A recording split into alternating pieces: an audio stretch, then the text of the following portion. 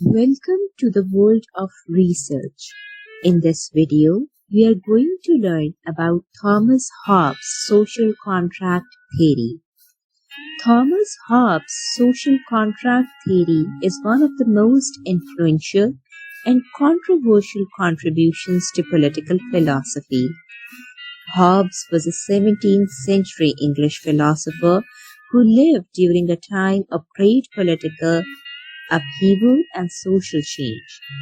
His theory of the social contract was a response to the chaos and violence he saw around him, and it was intended to provide a solution to the problem of how to create a stable and orderly society.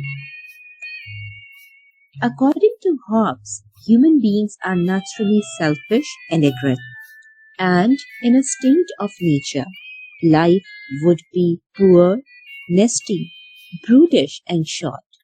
In this state, everyone would be in constant competition with each other for resources, and there would be no higher authority to settle disputes.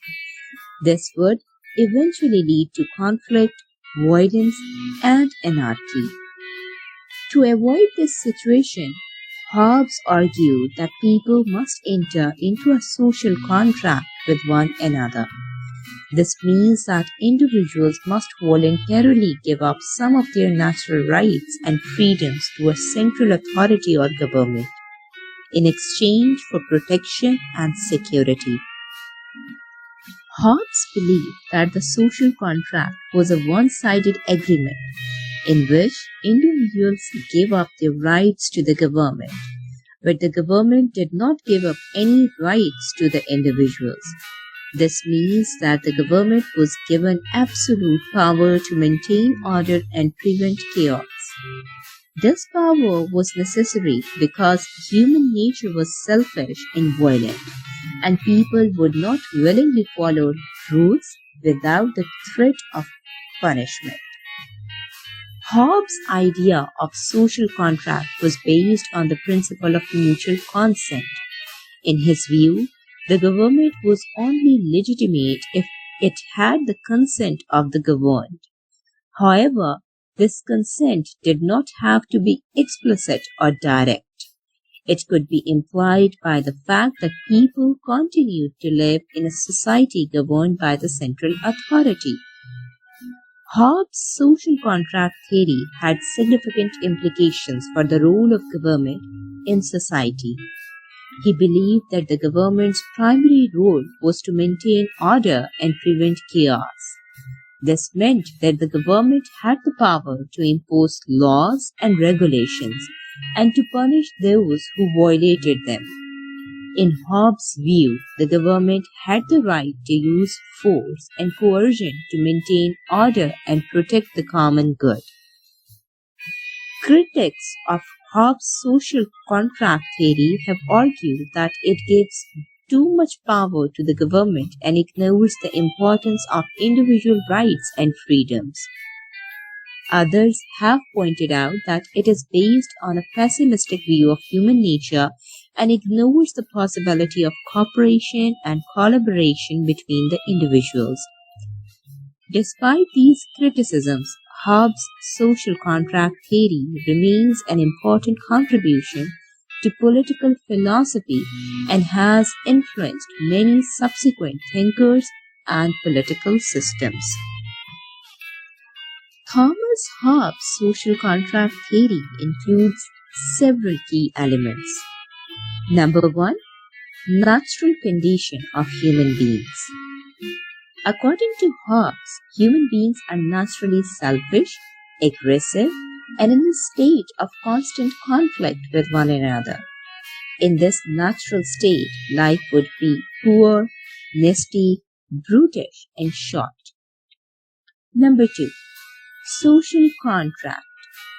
To avoid the chaos and violence of the natural state, individuals must enter into a social contract with one another.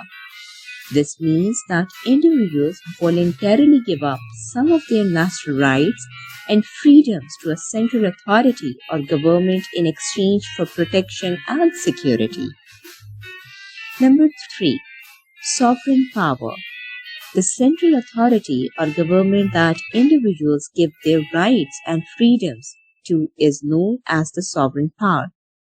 The sovereign power has absolute authority over the individuals and is responsible for maintaining order and preventing chaos.